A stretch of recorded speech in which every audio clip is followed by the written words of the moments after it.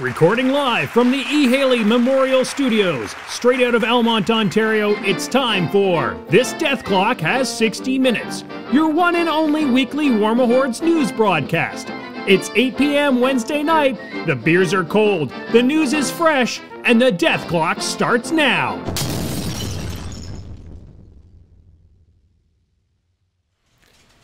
Good evening, everybody, and welcome to the Death Clock. It is Wednesday night. It is 8 o'clock, and the death clock does start now. Before we get started this evening, let me just run through everybody. I'm glad to be back to start with. I am the Myth Gorax. It's been a couple of weeks. Some high-level excitement going on in my world. I've been stuck out in the wilds of Wolf Grove. I heard you're finding a new place to play War Machine. We have a brand new place to play War Machine, and the coolest part is part of that new place is this giant workshop that I think I can fit 8 tables in. I think I did the math. Ooh. And we can turn the giant table in the center into a giant War Machine. Anyway, that aside, there's some excitement happening in my life, so I apologize for missing last week. But I think you guys didn't miss me at all. We forgive. We never forget. Yeah. So, first off, sitting to my left is no other than PG Semi-Automagic, the guy that makes this whole complex thing tick. What's going on this week there, PG Semi-Automagic, for you? Well, this week we're trying to get Facebook to also receive the streaming goodness. It's pretty exciting. Yeah, it's a new and interesting thing, but I think we're going to figure out how to do it. And, of course, on my right is the Ringo, my John. That never gets old. Never gets old. The bass player and my triangle of awesome. Ew. It's no other than Maelstrom. Maelstrom, what's been going on with you and your World of War Machine this week? Not too much. I've been drinking heavily since the last episode of Game of Thrones. It's terrible. But you did manage to get your last game with Vale. I did. Probably one of my last games, yeah. Well, against left? PG Semi-Automagic's got that amazing assassination playlist. Yeah, I got that maybe the final assassination in Mark II. I have to admit, I am tempted to play Kane. Kane. just one once. More time. Right into him. That, the list with everybody in it. I added the whole where everything's designed for that all gate the crash. glory. With all the glory. I might just have to play it one last time before this all goes to pot. And of course, tonight, it's been so long since Marc-Andre. It's been a super long time. Marc-Andre LeBlanc, the guy with the actual brains in this operation, who we drag in to actually give us, actual information every once in a while. M.A., what's been going on with you in your World of War Machine? Well, War Machine, latest thing was running the Who's the Boss tournament. We had a Kessel run last weekend. That was a lot of fun. Good turnout. Some pretty funny combos. And I got to pick people's casters like 5 or 6 times. So I got to have a lot of fun there, that's for sure. Tell us a bit about the Who's the Boss format for those who don't know. Because I think we talk about fun formats all the time, and not very many people get to play fun formats, and people get sick of competitive formats. How does Who's the Boss work? So Who's the Boss is basically a format where you bring a 35-point list, assuming a 5-point Warjack or Warbeast point, and you just don't bring a Warcaster or Warlock, and you spin a wheel, or in our case, you randomize a number, and it tells you which caster you're playing for that particular round. You can't get a caster from your own faction. And if you're playing a War Machine army and you spin a Warlock, that Warlock becomes a Warcaster. But if you're playing a Hordes army, the opposite happens. If you draw a Warcaster, they become a Warlock. So it's a lot of fun. I mean, you get some combos that should never happen, and some combos that are clearly too garbage to ever exist. So like Harvey with Beasts. So I will tell you I was lucky enough to attend this event. And I got to live the dream, and I stood in fear. For I stood before that table, and I was afeared of Resheth, because I'm playing Convergence, and he's a 1/1. I stood in fear of Harbinger of Menoth, who is a 3/1. But I lucked out and got to pick my caster, and a beauty named Ashlyn descended upon the table with 8/7, and all my jacks had mother's feet every turn. Wow. It was glorious. Jesus. Yeah, so that happens. See, George was especially risky there, taking Convergence to this event, because of course You might get a Mat 4 caster. You might get a Mat 8 caster. It's hard to say. So, how come you lost? I didn't. I went 2-2. Oh, okay. There we go. I believe George was 4th place, Ooh. actually, for a tournament. That's very good. Which does not necessarily reward winning your games. There are other ways to win the event. For example, I spent the entire first round farming achievements, and by the time everybody else was back from lunch, I was done. Fair.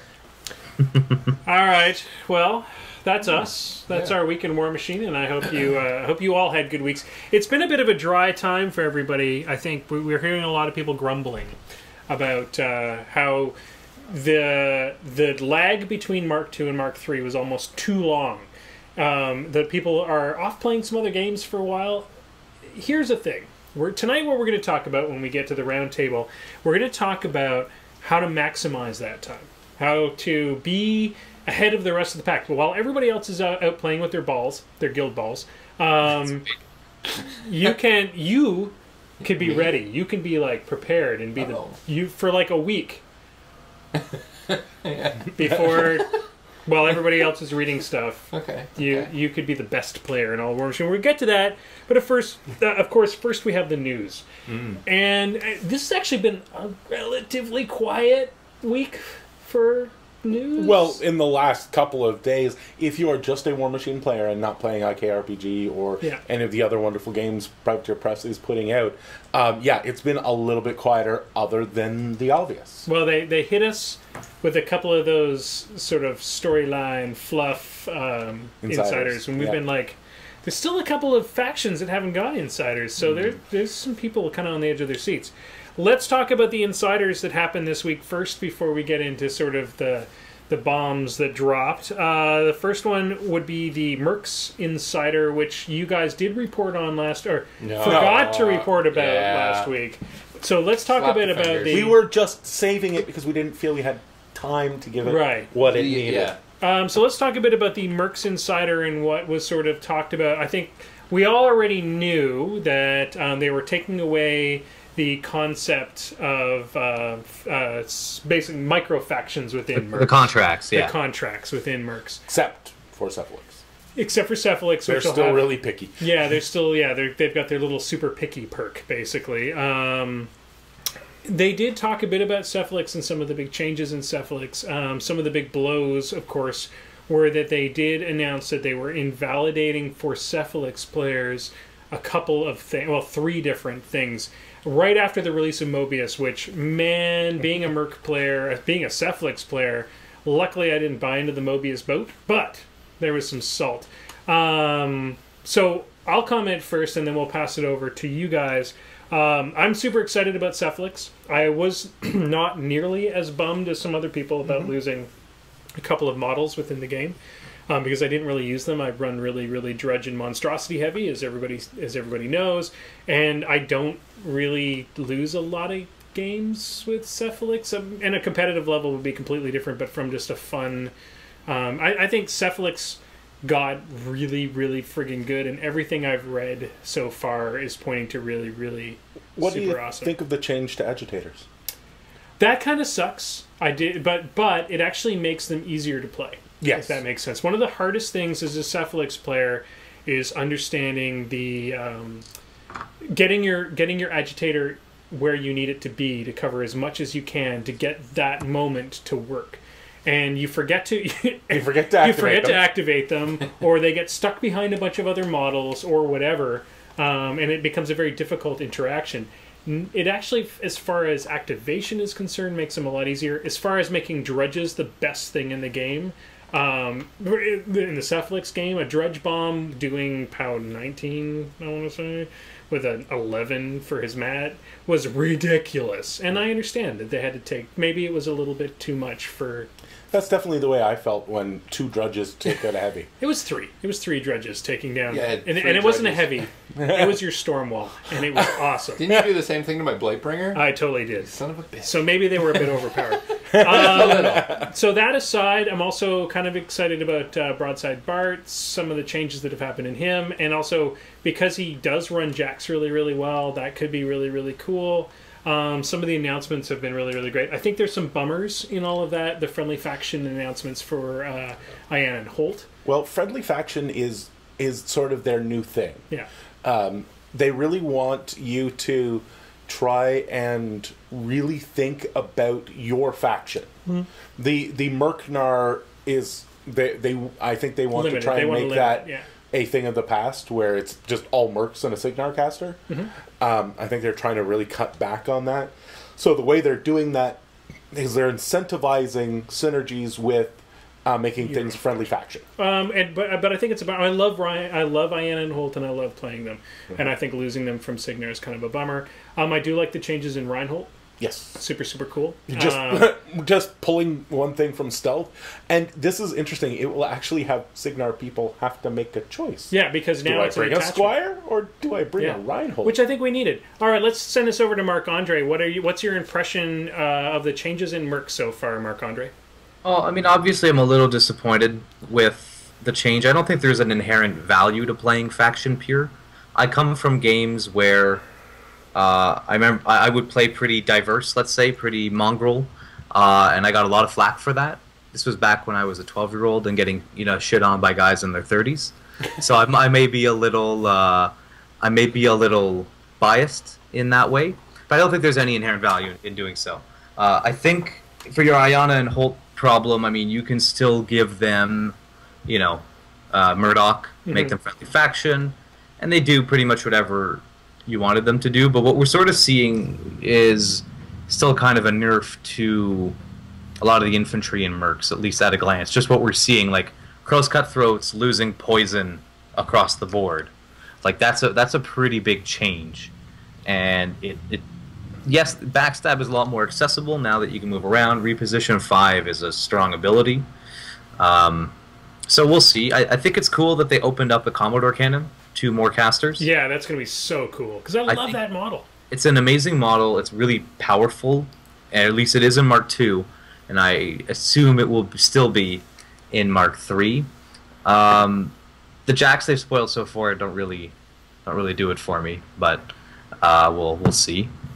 Like the dwarven guys they've shown so far have been interesting. We'll see. But I mean, the fact that they're all getting a 1-inch melee to start with is pretty cool.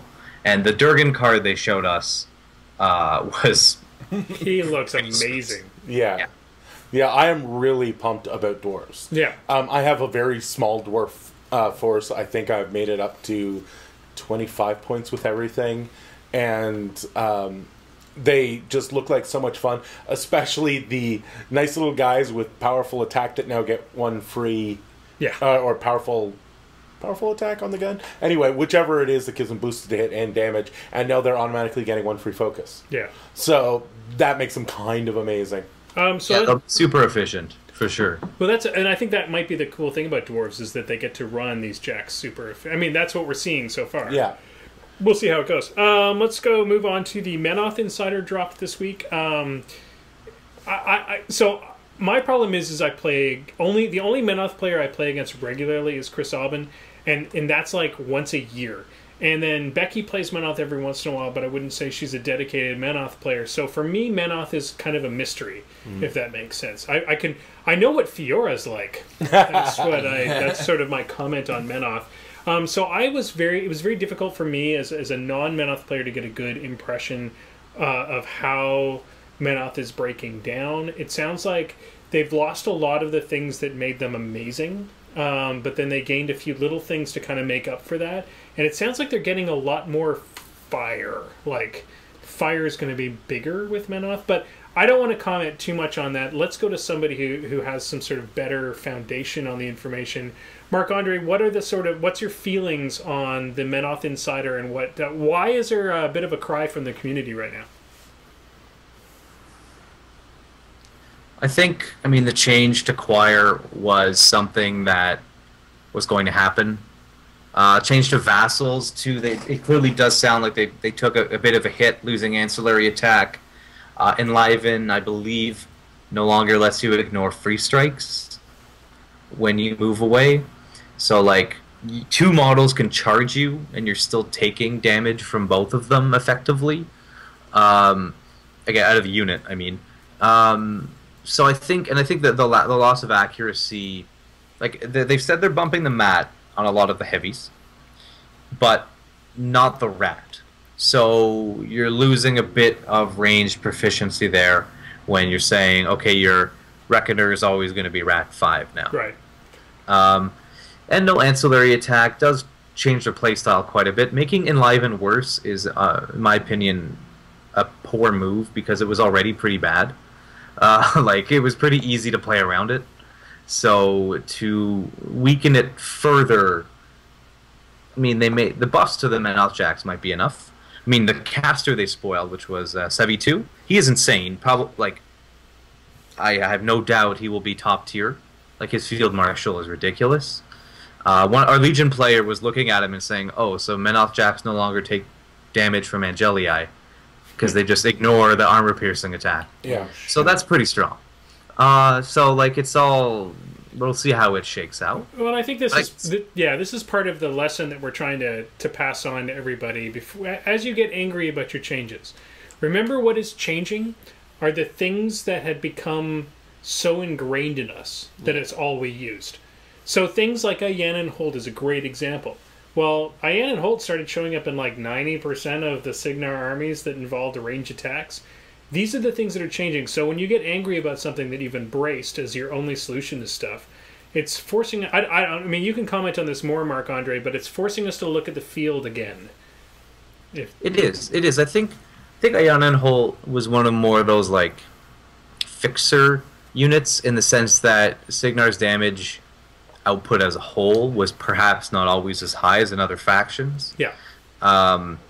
Now, with them saying that they want to curb armor skew, Ayan and Holt might be a bit less necessary, but really if you ever feel like you need them, you just slap Murdoch onto them, and then you find out he's got a really good mini feat, and maybe now you can abuse the friendly faction spells in Signar a bit more by also putting them on Ayan and Holt. So it'll be fine. Well, suddenly Murdoch becomes a part of your equation, right? You have to start thinking about it. Yeah, so that's more points. Do you think that the choir took the hit it did because they're telling us we can now see them in, I think it's in Mercs, right? The Mercs can now take Signar and Menoth units.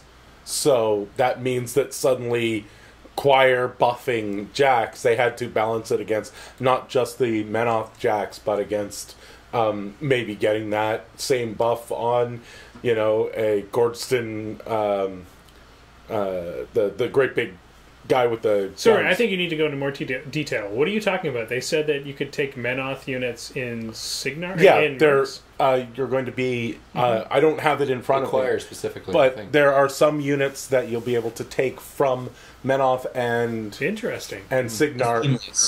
Sorry? It's a theme list, I think. It's one of the theme lists.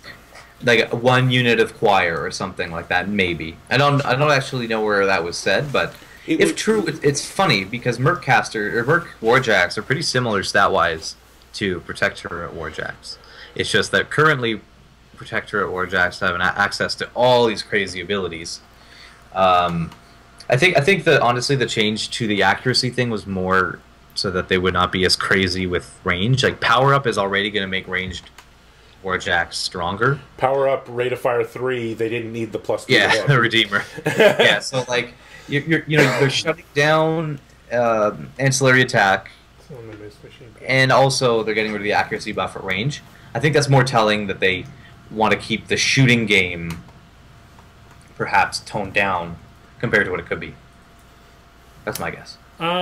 So first thing I want to comment on is as the sun goes down, I'd like to point out how Marc-Andre looks and sounds more and more like the mystery guest that we had been just like covering his identity.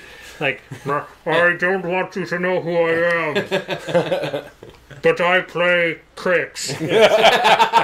Not anymore. So the next one that came up is I think the one that Minty, our friend Minty, is most excited about. The Minions Insider dropped. Minion players... exactly the opposite of everybody else. I mean, not everybody else, but exactly the opposite. Minion players and Retribution players super, super happy. Minion players, I mean, they did a little dance of awesome. They were dancing in the streets. There was, I don't think anybody felt like Minions got hit. I think everybody was pretty stoked about how that happened. Yeah. Again, I'm going to go to you first, Marc-Andre. How do you feel about the Minions Insider, and why are Minion players so happy?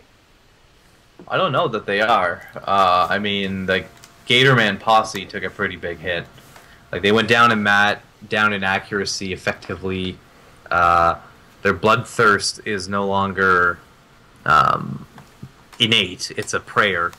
So their threat range has gone down a little bit, in a way. I mean, otherwise, they also went down from 8 boxes to 5.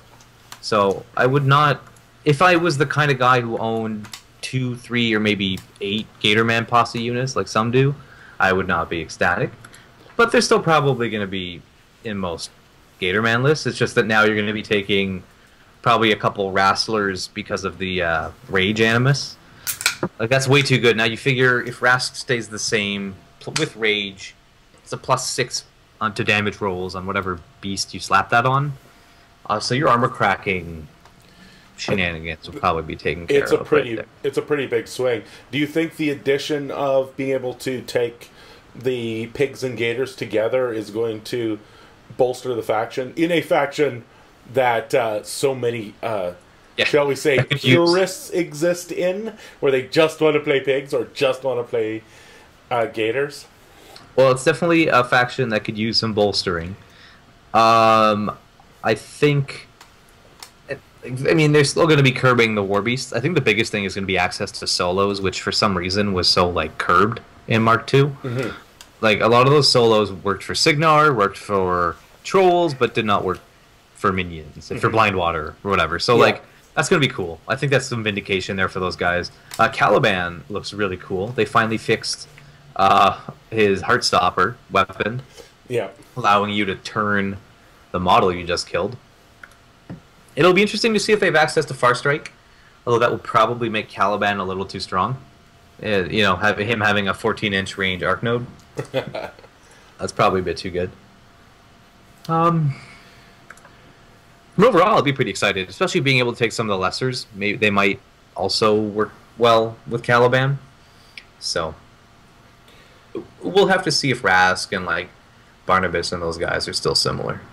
Okay, so let's leave that behind. I think the biggest thing that happened. So we're going to deal with the biggest piece of news, and I think I'm going to add a bit of a precursor before we deal with it. Here at Moose Machine, we have a policy of kind of playing ball with Privateer Press. Not Guild Ball. Not Guild Ball. No, we want to. We're not trying to discredit the fact that that this leak happened.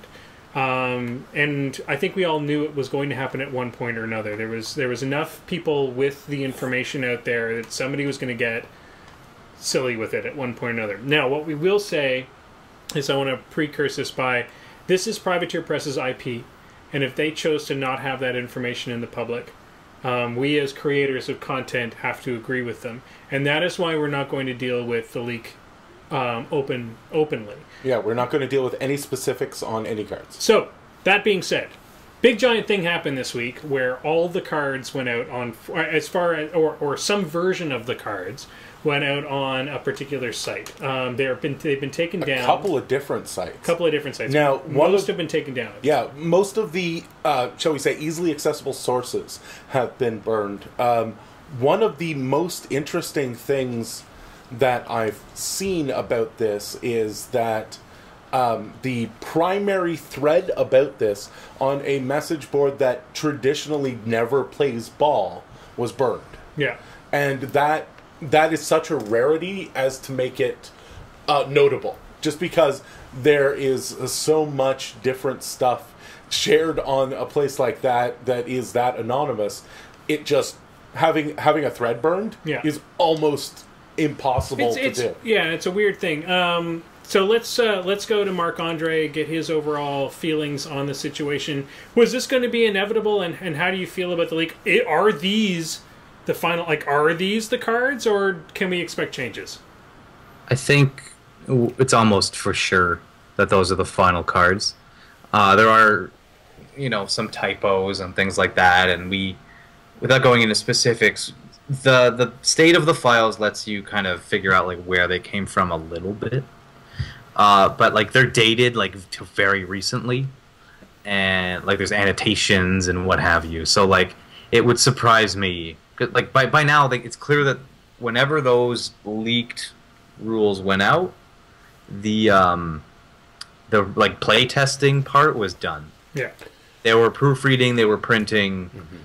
That's what they were doing at that point. So like I'm pretty sure this is what we're going to be playing with for at least the first 6 months, or when they decide to errata some stuff. Yeah. No, we've actually seen multiple different leaks. yeah, We have seen, basically out in the wild, there are 3, shall we say, versions of the cards. There are cards that say sample across it, which are ones that have been officially leaked, quote-unquote, by Privateer Press. We've seen ones that are marked confidential, that seem to have come from one source, and we have another set that have been leaked that have neither of those, and we suspect have come from a third source. Do you think this was inevitable, given that the confidential source had multiple languages? Well, that let's that talk... the fact that you have to farm that type of thing out Well, is going I to think the cause person something like this to happen? is somebody who's been under NDAs a couple of times working on several different games. Let's go to Maelstrom. You've dealt with NDAs. You know how this affects a company. Yeah. How do you feel about this? And here's the big question: did PP plan this? I don't think they did. There's just too much. They have not much to gain, and more to lose, I think, by leaking something like that. I could be wrong there too. But as far as that kind of information getting leaked out, it hurts the company for sure. It's meant to be a big, you go out on the day, you buy your faction pack, and there's all these surprises and stuff. It's meant to be an experience, and having that kind of spoiled in a way it's kind of a bummer. Yeah. Well, and I think we all feel pretty much the same way. Yeah. All right, so moving on from that, because we don't want to dwell on that topic, because we could talk about it for days, and we're only going to get personal opinions, and we're all about the news and our personal opinions. The first ADR was shown this week, so we know that the ADR was... We already knew the ADR was going to change with the edition change.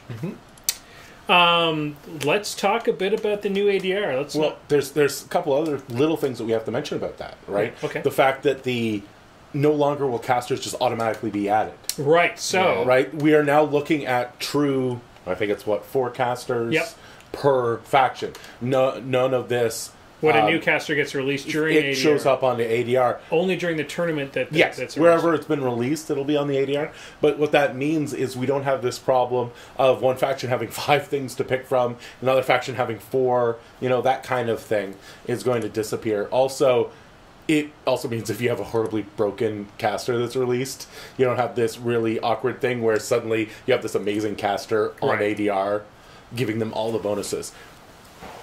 Also, this is the first ADR that will be part of Champions. Right, and Champions is our new format, which is pretty exciting. So let's go over to the guy who actually knows what he's talking about. Marc-Andre LeBlanc, let's just do a quick rundown of sort of your good, the bad, and the ugly with the new with the ADR as it stands. Well, their ADR, is a little more thematic this time around than competitive.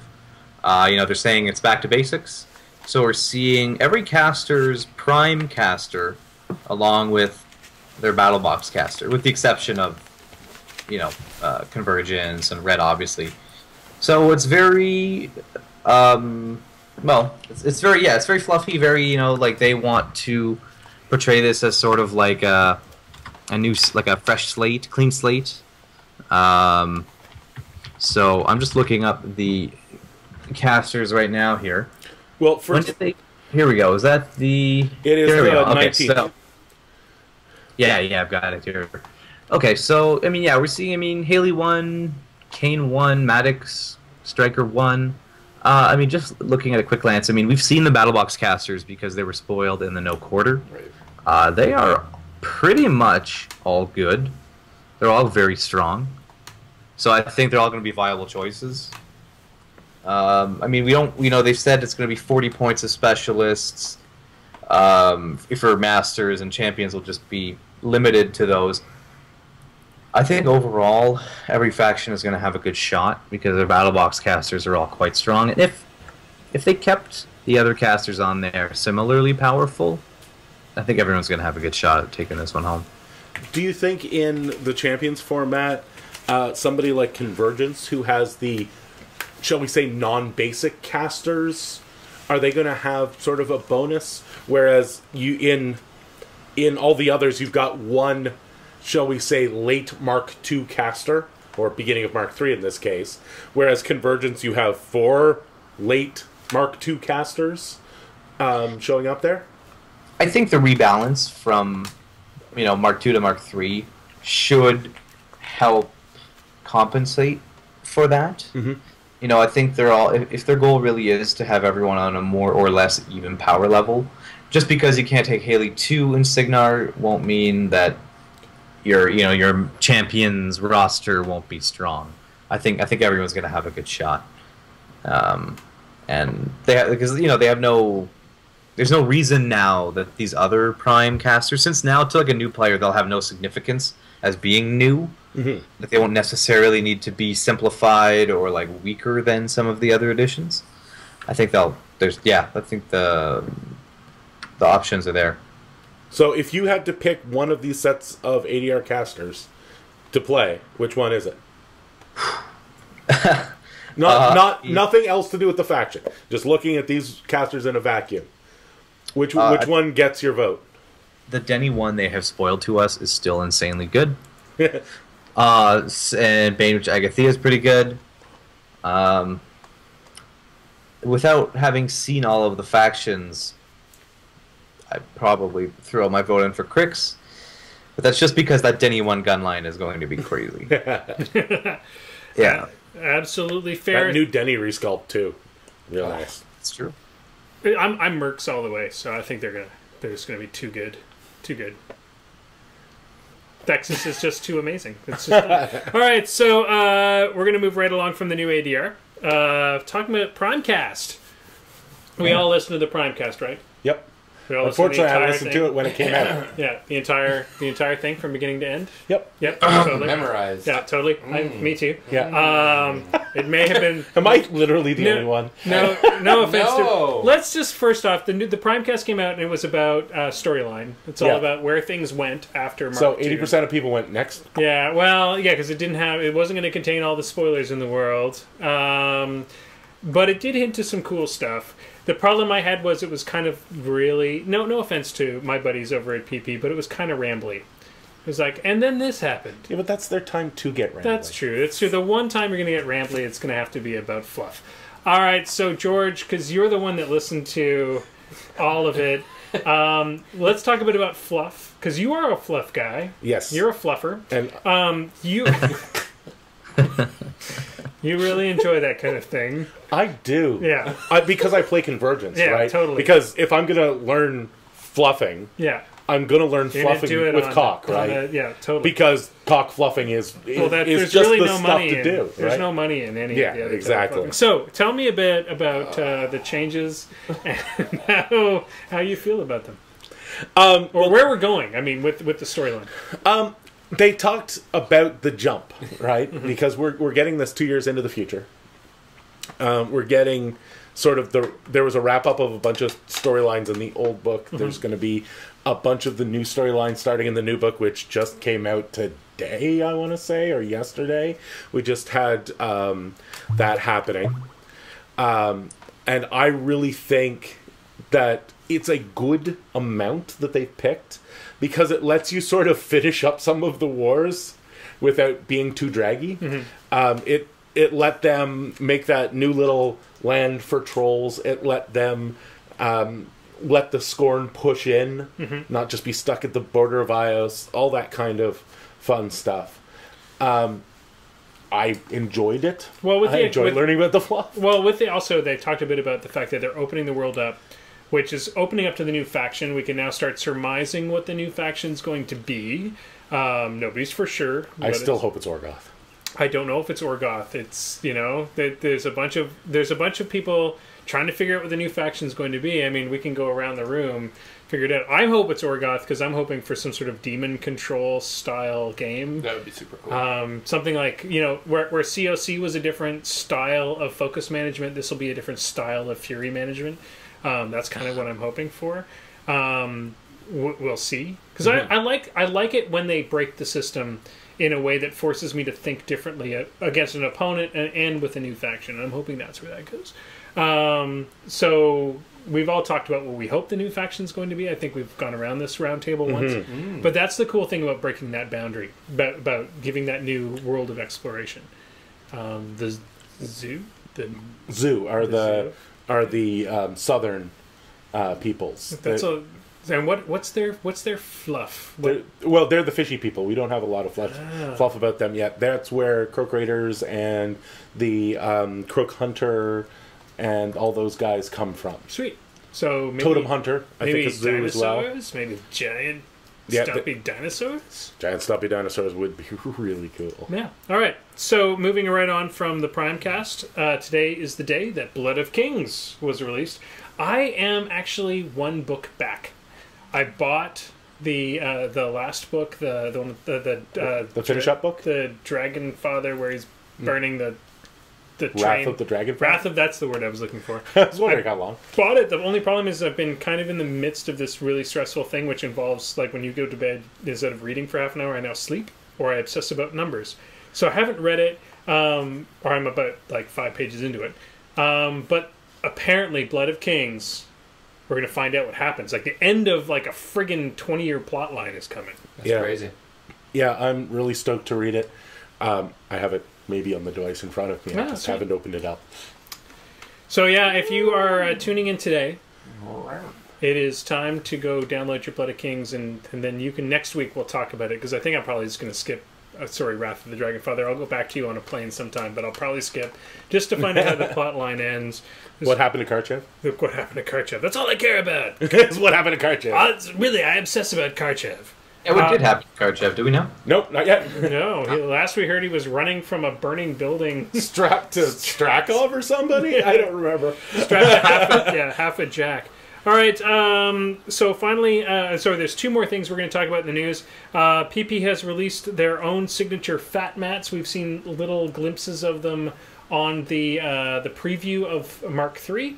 Yeah, in the no quarter, I think they are underneath the models in the battle report. So it gives you a vague idea. I want them all. Oh, fat mats are amazing. I'm super excited about this. I want the PP fluffy ones. Marc-Andre, fat mats? Awesome. Yeah. Best thing, everyone should have one. Coolest thing about what we're hoping, and PP, if you're listening, we know you're not, but if you're listening, what we want you to do is work really hard to get the fat mats in your distribution channels. Yes, please. As Canadians, as people who live out of the United States, yeah. Fat mats are amazing. But the shipping plus taxes plus all that shit, unless they're already part of a distribution channel, sucks. I might have to sell my child. My firstborn child. Well, you didn't really need that one. I thought you wanted to sell your second-born child. Second-born child's younger. Either or. All right, sorry. Okay. Anyway, we want fat mats. We want a lot of them. And if you could get them to Canada without us having to pay that. So, PP, as a good way to support us, you can send us some fat mats. We'll put them up back here. Right here. Yep. We'll replace Thagrosh with them. This Thagrosh will be replaced with a fat mat. I'm going to get a Thagrosh fat All right, let's move on from that. We've mat. got a bunch of models that got released this week. We'll plow through them pretty quickly. I think it actually happened last week, which are in your cast. This actually happened at the European... EU Masters? Yeah, the EU Masters. Right. And one of the members from Privateer Press was there, and he actually released all of these through Beasts of War, who were there covering it. So first off, I think we need to talk about the most important thing, because there are three of us in this room that have been talking about this forever. Black 13th got a resculpt. See, I knew it was coming. As soon as I saw those empty bases, I knew the tiny resculpt of... Oh, you mean the ones that they showed? No, I mean, as soon as I saw the leaked cards, I knew there was... Black 13th got a resculpt. Finally, we've only been demanding it for like 20 years. It could be that they're the same size as they were before, but I think there will be a lot of people who will be mailing parts of dead animals to Privateer Press if that's the way it is. Yep. So that's pretty exciting. We've been asking for that for a while. We've seen a new Legion solo. Looks pretty cool. Yeah, we know nothing about it other than it looks pretty cool. It looks pretty cool. Well, Doug Hamilton sculpted it. That's about all we're hearing about most of these, except that we did hear that he is supposed to be combat. Like a frontline guy. Oh, that's cool. That's so something more assassin-y type of thing? Yeah, well, and it's like the Ret solo. We heard that she's a healer. Right. We're not getting a lot of depth on these things. Right, but that's something. That's a design space opening. Legion Beast, new Legion That Beast. guy looks amazing. Did you see him on the base? He's gigantic. He takes over the whole base. It's just gone. Well, I think Legion and their wings are slowly starting to suffer from Scorn problems. Yeah. Where now, with Scorn, you would charge them at the enemy and then immediately be unable to get into combat. Whereas now, you will be unable to deploy your Legion in any way because they cannot stand next to each other. No, that's like the first, and what they should do is create a rule like, if you're not actually able to deploy your Legion, you don't get to play him. And good luck with the battle foam. Seriously. Yeah. What the hell? Battle foam is right now. Or what does Mammoth John call them? The Butafoam. Butafoam. That's actually caramel. The good one. Anyway, but they're like having conniptions right now. Like, what the fuck are we gonna do? We're gonna have to just create one bag just for each model. The Circle Beast we got to see. Drag? Well, here's the thing. With drag, so we can actually start to figure out what he can do just by what he's holding. He's got a big shield, so that means he's going to have +2 armor, which that's pretty good for Circle. Maybe shield guard. Maybe shield guard. Circle shield guard. Also, he has a chain weapon, which either means one of two things. It can either mean that he has a 4-inch reach weapon when he chucks it, or it could mean he has a drag, which or both, which is pretty badass. Yeah. Kind of excited to see what that guy's. And he is supposed to be a character beast. Yeah. Same with the Legion one, too. Yeah. They're both character beasts. So they may be character beasts for our new casters? Maybe. Could be. Yeah. We don't know. New Ret solo, you already stated that it's supposed to be a healer. Mm-hmm. Yeah, I really like her model. Yeah. She's really neat. She's got that deep hood that every time I see a hood like that, I'm worried about their castings. Right. But other than that, she looks amazing. Yep. So that's kind of it. That's our weekend news, and that brings us up to the 45-minute mark. Which is what always happens. Yeah, well, it's important times. In between. In 3 weeks. Days. In 3 weeks, nobody will listen to these casts anyway. Yeah, exactly. Because they're old news. So we may as well talk about news while we're doing it. Rich doesn't think it has drag. Oh, Rich does not think it has drag. Rich. I hope not. I don't think Circle really needs another movement shenanigan. I teleport you 8 inches and then I drag you in 6. Yeah, I don't like it having drag. So tonight's roundtable, getting to the roundtable portion of the evening, we have about 10 minutes to give this. What we want to talk about is how to prepare, how we're getting ready for the next edition, and I've heard a lot of people, especially at our local games, we put up our pub night announcement, and pretty much every week we hear somebody saying, while I'm waiting for Mark III, I'm not really into playing Mark II games. And I think well, we are super excited. We've been able to keep ourselves busy. Yeah. But we came up with a plan pretty early on. Yeah. And that was the Mark 2.5 plan. That may have actually come from our buddies at Beer Machine originally. I'm not sure where it came from. I don't know. They'll let us know. Somebody will figure it out and be like, it was me! You mother-" So I brought Marc Andre on the show tonight specifically to ask him, as a high-level competitive player, what are you doing right now to prepare for Mark III? So tell me a bit about... other than playing Guild Ball. Other than playing Guild Ball. Tell me a bit about sort of your advice for practicing and getting ready while we've got these 3 weeks so that you can be the best player that you can be when this hits the table. Well, this is going to be a bit of a do as I say, not as I do kind of moment. I've been playing a lot of Guild Ball lately.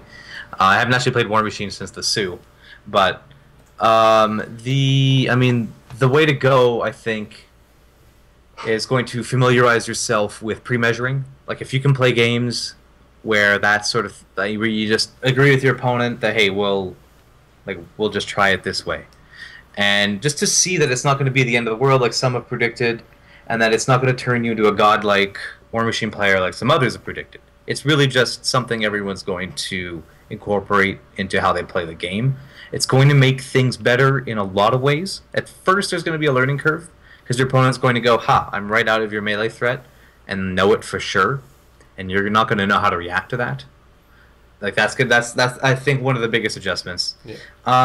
Play with power up. I mean, you're going to quickly see that journeyman warcasters, for example, are way more interesting. And play with the other rule too, where dead war beasts still allow your warlock to get a fury. Play with the new focus system, where you can spend focus instead of camping it. That one's a little trickier because the way the focus system is going to be makes your warcaster much weaker to infantry, especially ranged infantry. And I think we see, at least what we've seen so far out of Mark III spoilers, is that ranged infantry have been toned down as a whole. So it's a bit hard to, it's gonna, like if you say, oh wow, well Mark III stupid because they got assassinated by all these NIS. It's like, well, NIS might not be so good in Mark III. Gun mages might not be so good. Winter Guard, whatever, right? So like that one's a bit harder to implement, but I think the power up and the pre-measuring would be the way to go. Yeah, I think that's also what I would recommend, and I think what we've done is deal with the new terrain rules early on. Mm-hmm. Oh yeah, yeah. That changes the way you deal, and we've also added more terrain to our game, so we're putting 6 to 8 pieces, as opposed to the 4 to 6 pieces that we were somewhere around there. Add more terrain and deal with the new terrain rules early, because that is going to be a giant learning curve for players that use terrain. Well, actively. Like that we're like, oh no, here's a hill, it's totally good because I touched it with the edge of my model. Well, now that's not the case. Yeah. And if you understand that interaction better and able to understand the terrain better, it makes you a better player. I have found that the pre-measuring change, I think, maybe one of the biggest changes that I didn't expect to be as big as it is. Mm-hmm. Pre-measuring for the last, say, 3 or 4 weeks, basically since we heard about it, we've been doing it at the pub. And then I went to that tournament on Saturday and was really, really missing it. Right. Because I'd be looking, it's like, okay, I can charge this far, I can walk this far, am I going to be able to shoot him? And I suddenly have no idea anymore. Oh my god. Other change that you're really enjoying right now is the tough change, right, Maelstrom? Yeah, the whole tough thing where you can't, just tough and tough and tough and tough. Yeah, but it's been... Yeah. The funny thing, you and I talked about this the other day, is... We thought that it was a straight up nerf to tough, but it actually makes you think about tough differently. Yeah. So it's no longer a given. Right. And it becomes a problem for the person who knocks down the toughed guy. It's true, yeah. Because instead of just going, shit, he toughed, and moving on to something else, now you have to consider, do I kill him? I can kill him now. Knock down something else. Which takes away, that's a moment of decision. It's like, well, there's one drudge sitting out in the middle of nowhere that toughed and is now knocked down. Yeah. I can waste this scather. That's right. Kill him. That's right. It was an interesting interaction that I didn't think was going to happen. I didn't think that would be anything. Something you'd have to think about. Yeah, I'd never have to think about that. It's like, oh shit, strategically, I now have a better chance of getting rid of that model than maybe those other guys that might tough. Anyway, an interesting interaction. That's a good point. Definitely. So, Mark, is there any model that you would recommend, or any type of model that you would recommend purchasing in this lull? Sometimes, as happens anytime there's a big nerf, there is obviously the great speculation of this guy is rage quitting and selling his army for, 20% of its price. I'll just grab that. But, is there any model that we should model type that we should be on the lookout for? Well, knowing what we know and not knowing what we don't know, even people with the leaks, I would advise to be cautious. Because if you're basing your decision on that, you still may not know what theme forces do, and you still don't know what the base rules say. So I would definitely advise people to be cautious. I know that's not good for Privateer Press's immediate bottom line. But I think it's pretty safe to say that Warjacks are going to be still extremely powerful, much better than before. I think just having seen what we've seen, guys like the Firefly are extremely good. You're gonna get one in the battle box, and that might be enough for your army. You know, Lancer is getting cheaper. So I think what we've seen so far is that lights are getting cheaper and or getting little buffs, like either in POW or in like usefulness. So I think it's a safe bet to pick things like that up. I also think if there's some warcasters that you perhaps did not own because you're like, this is kind of the crappy one of the faction, it may be, but if you were on the fence about it, it might be time to look at them again because they'll likely receive a buff in the new edition. Yeah. So yeah, Warjacks. And I think if you're a hardened Hordes player, my advice would be all those units that you used to not play might actually be balanced now, if that makes sense. There might be a reason to feel. Well, and here's what I'm seeing with the two editions, and this is with collecting the basic information we have at this point. They are balancing the game state, where you have to start making decisions. Do I take a Jack here? Do I take a Beast here? Do I take a unit here? And these are all considerations you have with your overall synergies, and not so much just the, oh, well, that one's the best, I have to take that. That's what they're trying to curb, and there'll still be that. I mean, when you get to that point in the game, when people start figuring out which thing is a little bit broken versus something else, we'll get to that point again. But for the time being, let's say you're a Circle player, they've already stated that things like the Reeves and stuff like that, they're going to be just a bit better. They're going to be something you might actually want to play. So those things that you've had sitting on the shelf forever that you haven't painted because you just never played them before, but you picked them up in a great deal in a back alley with PO, just, maybe that happened. Those might be worth pulling out and painting, really. This might be their time. You just don't know. And that's, to answer your question, I think that, and to continue with what Marc-Andre was saying, this is the time to pick out those units that maybe you didn't think were useful because now we're going to be in this new game state. Or if you don't own them, you got to go out and buy them. Go out and buy them, yeah. Do you think there are any skills that we should be looking at trying to acquire? We no longer have to try and eyeball distances.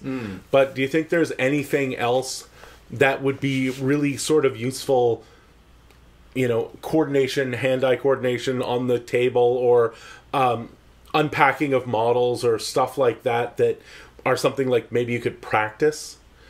Or do we just not know enough at this point to be able to effectively do anything like that?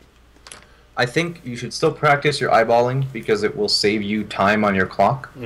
Like playing Guild Ball, you'll have opponents that go and they want to measure out a move, right? And if you're able to say in your head, like, there's no way that's in, that's going to save you 5, 10, 15 seconds.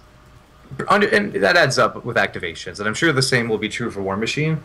That said, you should really get used to using things like widgets, and also asking your opponent, measuring out a distance with the widget, for example, or not, just with your measuring tape, and going, this is out of 10. Do you agree it's out of 10? Yes, let's move on. So, like, because you know what your opponent's start range is, so you have to get used to that, like, quickly, like, do you agree? And if your opponent kind of goes, like, I don't know, well, show them the widget, show them the measurement, it's clear. You don't have to fight about it, because you're not committing to the move, and that's the thing, right? When you declare a charge that's really close, right now, under the Mark II system, your opponent's going to hem and haw, maybe call the judge, if in a tournament setting, I mean. But you might go, let's roll a die on it. But when you measure it before you're committing to it, it gets rid of, like, some of the tension and some of, like, the apprehension. Your opponent can just go, oh, yeah, that's in, or no, that's out. And you can do this when you're moving the turn prior to when you want to set up the charge. So, like, there's even less, like, hinges less at that point. Like, there's less, like, pressure on the decision, because you can just go and say, well, I'm out of 10. You can't charge me. I'm back on your turn. And your opponent can now incorporate that into their game plan for the next turn. So that is good. That is a super important skill to develop, is just to quickly go with your opponent, hey, like, are you good with this? Let's move on. So maybe one of the things I think we're saying here is start pre-measuring as quickly as possible, so that you're used to that when it hits the table. Yeah, absolutely. Yeah. And we started pre-measuring. I don't think I can be able to go back to a tournament. As I said, it was really hard. But we've also learned how to speed pre-measure, if that makes sense. Like, and exactly what MA is talking about, and agreeing on that measurement. Like, I'm going to do this right now, so here's the measurement. Do you agree? Yes. or no, and learn how to say no if you didn't actually get to see it, because we're used to agreeing because we're trying to not get it put back onto our clock. That's what I mean. Like learning having the pre-measuring is a different skill. It's a different skill set. Yes, it absolutely is. And you can't. All these people that are just to reiterate, the people that are saying that, well, now this great skill I have of being able to eyeball the distance, I've lost that skill. No, you haven't really. You haven't, because now you're going to be able to question a pre-measure a lot faster, and you're going to be able to skip some of it from time to time. I know with a 6-inch range, which is what I have to worry about with my net dudes in Cephalix, I can eyeball that in a second. That's going to be a skill because I don't have to spend a bunch of time reconsidering. Anyway, moving on before I get lost in that whole argument. I want to ask this. We'll go around the table really quick before the lightning round. I hate my own faction. It's now terrible. I'm going to burn it. I read the Insider and it's terrible. I'm going to switch factions. Just if I'm going to go with the battle box alone. Yeah. Which faction do I go to? Let's get a poll. Ooh.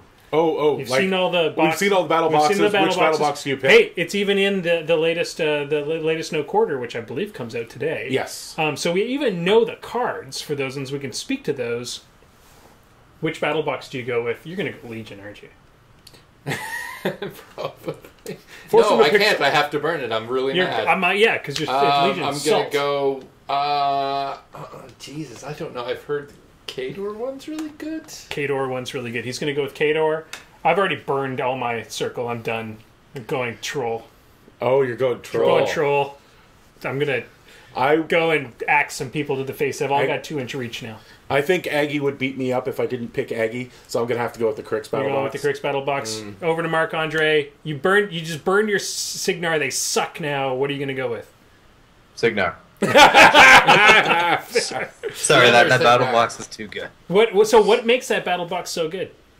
I mean, the Ironclad is now 12 points, so 6 Mark II points. Yeah. We have a Warcaster that gives +3 strength to everyone, because that's the only part we're missing. We have the best guns in the game, and now you're giving me, now you're giving me a strength buff to my whole army. Her spell list is incredible, like snipe. So she buffs the shooting game, and she has a feat that buffs the melee game. She's just awesome. So burn your Signar and then start it over again. So you get all new paint jobs. Just buy all the Nemos. Buy all the Nemos. Mark my words. Buy all the Nemos. Get them from those guys that were about to burn them. Be like, just give them to me. I'll take care of them for you. All right, ladies and gentlemen, it's time for the lightning round.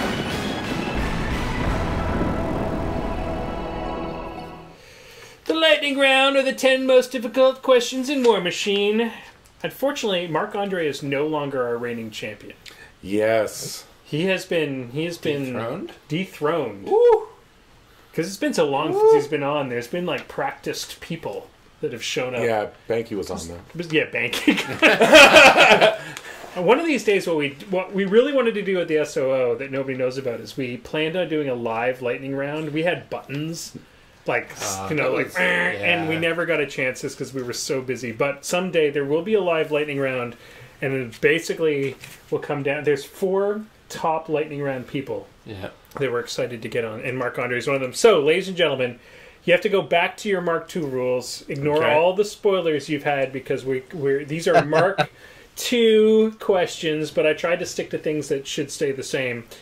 All right, question number 1. Oh, if you're watching the chat live, by the way, if you answer live in the chat, that's how we figure out if you were the winner. There's a bit of a lag. So if you've got the answer, type it in as fast as you can. If you're watching this after the fact, just play it at home because we're going to ignore you. So question number 1. Who is Terminus's character Jack? Marc Andre. It is called Barathrum. It is Barathrum. Very good. The new one. Question number 2. I am a Jack Marshal, and my weapon is a Voltic Gauntlet. Who am I? That's Strange Ways. It is Strange Ways. That one goes to George. Question number 3. What is the range on an Ironback Spitter's Spit Blast? Marc Andre. 10. No, 12. I will give it to you because you corrected yourself before I could tell you. Question number 4. What does Dr. Arcadius use as a weapon? Marc-Andre. Needle gun? Syringe gun? It is a combat syringe. Combat syringe. I was looking for combat syringe. Question number 5. What is the range on a Witch Doc Croc's Zombify star action? 6? It is 5. It's 5? It's 5. Question number 6. How many focus does the Harbinger of Menoth have? Marc-Andre. That's a 10. That bitch! What the F? That's crazy. God damn. Apparently she still does. 10. What the F? 7. What is the range of purification? The spell purification. I gotta give it to George first. Control area. I'm looking for a specific word that is not control area. Because the range would be on the card. What is the range? Marc-Andre, I'll give you a chance at it. CTRL. It's self. It is Oh, range shit. self. It's range self. Neither of you get the point. Interesting. It's range self, and then the spell purifies it's within AoE control. That was Yeah. tricky. Well, it's super That's important tricky. to remember Yeah. that because it is range Because self. any spell that can't be cast, anything that can't cast Look at spells self. Yeah, All these exactly. control. Yeah, it was not control. It is It's actually self. self. And then Suckers. it purifies everything in In control. control. All right. Super important to remember. Words are important, ladies and gentlemen. Apparently. Question number 8. Who is Krios's character, Jack? Oh. Go ahead. Marc-Andre. Fire of Salvation. It is Yes. Fire. Damn it, dude. You're kicking ass. That was a tough one. Fire salvation? God damn it. All right. Question number 9. How many grunts in a max unit of Choir of Menoth? George. 7? 6. It's 5. 5. Just 5. grunts. It's Grunts. He said Grunts grunts. are leader. That's why I said 7, because I thought the unit was 8. Grunts. All right. So we have the minty fresh question of the week. Oh, here we go. Here we go. This is. There's like, okay. What changed about Alton Ashley's card between Mark 1 and Mark 2? The art. Oh. That's true. It No. went from black and white to color. I think I know this. If we're talking the rules, Yeah. Yep, it's the rules. I believe he used to take out the last spiral, like on a war beast that he damaged, whereas now he just does D6 damage Yeah. plus whatever the roll Yeah, is. Monster Hunter changed entirely. Rat went up by 1. Point cost went from 32 to 2, so basically became a 1.2 point cheaper in Mark II terminology. And he lost Fearless and Crack Shot in exchange for Swift Hunter. Also, Monster Hunter changed entirely, which I think is what you were hinting to. Mark 1 read, after a successful attack against a living war beast, instead of making a damage roll, Alton Ashley may have the war beast lose an aspect. Mark the remaining damage circles in that aspect. Mark 2 reads, when this model hits a war beast with an attack, it becomes die 6. I'm going to give him that one. Marc-Andre 1 point because that's amazing that you knew that. And knowing that he lost a... So are all the new Minty Fresh questions going to be Mark 2 to Mark 3? That's probably, questions? yeah. Well, we'll give it a year. Oh, I'm in for that one. I'm in for that. Yeah.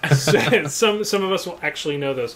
All right, ladies and gentlemen, that's it. We're actually pretty bang on the death clock tonight. I want to make sure that we talk a bit about the events that are going on in the local area. Most of those have to do with one single event, which will be the release of Mark III. We've got a couple more weeks to go. Before I do that, I want to thank everybody for showing up. Once again, I want to thank myself for finally dragging myself out of the house for once. I will not be here next week. What? Unfortunately, I will be in the land of the Florida Keys shooting a television series.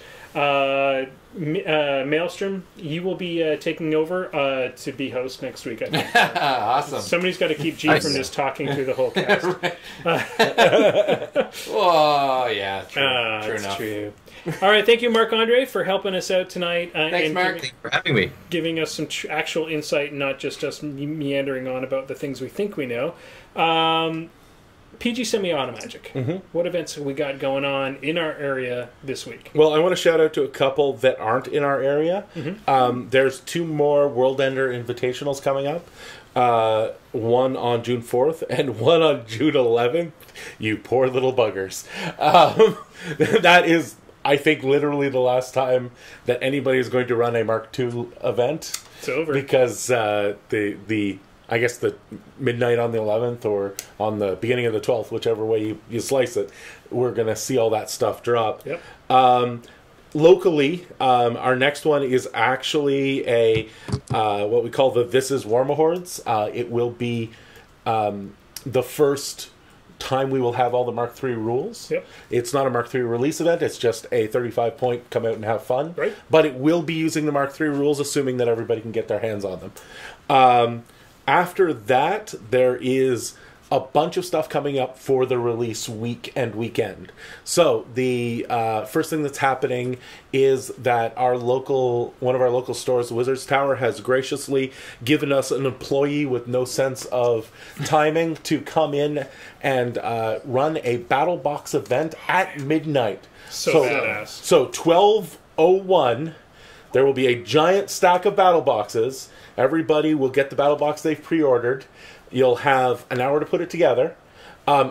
If you don't want to put together all the jacks, you can bring jacks from home. Sweet. Because there are some people who are like, no way I'm going to be able to assemble that quick. Yeah. But you will have to assemble your caster, because all the casters are going to be new. And we're going to basically start at about 1 in the morning, and we're going to run basically till the sun comes up. You're going to bring your cell phone and try to stream that yes. as well. So, actually, we're streaming from the tower, so I suspect we will have a decent amount of gear. So if you're interested in seeing the first East Coast midnight experience of Mark III, join us. Marc Andre, you going to be there? I think I'm going to take a day off, yeah. I think I'm going to do it. Sweet. Yeah. I would love to guarantee I was going to be there, but unfortunately I am in the midst. That'll be the last day of a shoot in Ottawa, so I don't know if I can do it or not. Because you can't, because you might not be able to make that, the next weekend is release weekend. Now, release weekend in Ottawa is going to be huge. We talked about a little bit in the pre-ramble about the first event, which will be actually on July 1st. Yeah. FDB has graciously given us their location even when they're closed, and we were able to secure a liquor license. So there will be a lot of release event and beer happening there. Along with that, the next day at Fandom 2, we will be doing the release event again. The next day at Wizards Tower, we'll be doing the release event again. And then the next day at Kessel Run, we will, in fact, be doing it again. So what you're telling me is don't plan on sleeping for about a week. Well, the worst part is that was the week my wife was supposed to go away to a cottage. I literally could have spent the entire week doing nothing, but now we bought a house. Yeah, so what's going to happen, what I suggest everybody do, come out to the FDB one, take a look at all the prizes that you can win during the event, and then figure out which ones you want to horribly break the format for, and then come out and do that on the Saturday, Sunday, and Monday. All right, ladies and gentlemen, that is it. Dice is down. You lost the game because you just clocked us out. There's a few little things I want to note before we go. Basically, I want to thank Minty, and I want to remind you all that this Saturday, if you have some lead that you need painted, this is a great time to get all that crap done, because you're about to go into Mark III. Go to Phantom 2. Paint with Minty. Those guys are great. He'll lend you some paints. There's some great advice. There's some great painters that generally go out to that event. So if you've got some lead that you need painted, don't feel ashamed. Go to Phantom 2. Paint up. Last but not least, I want to give a big shout out to our buddies at Wizards Tower who are hosting that event that you're talking about, the midnight event. They are by far and away the one place that we all go to buy our miniatures. They're the ones that keep the clock ticking on this particular podcast. If you are a Magic the Gathering player, they are the best place in Canada to go to get your cards. If you're a War Machine player, they're the best place in Canada to get your War Machine stuff if you don't want to buy from a giant conglomerate that gets cheap. And if you're in the U.S., it's in Canadian dollars. And you can pre-order your battle boxes from there. There's pick them up at the event and just go to it. There's one battle box left for each thing right now. I think there might be some extra Hordes ones, but I mean the War Machine ones are selling fast. Get in, get out, get your stuff. Get your shit. So it's also a really good spot for Guild Ball. It's also they have a full Guild Ball thing, and they always keep terrain and battle mats on hand. So if you are there on a Friday, Saturday, Sunday, Monday, Tuesday, Wednesday, Thursday, you can get a game in. Generally, there's somebody else that plays War Machine around, and the people at the store play War Machine too. Yeah. So that's it. That's all. That's it. Good night, everybody. hit that button. Dice down! After we come back, we should let people know about Trollblood Scrum again. Dice down!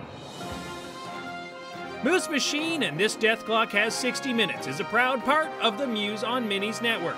Podcasts go online every Thursday morning.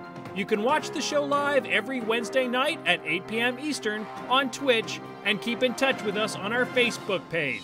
Just Google Moose Machine. If you can't find us, you're doing the internet wrong.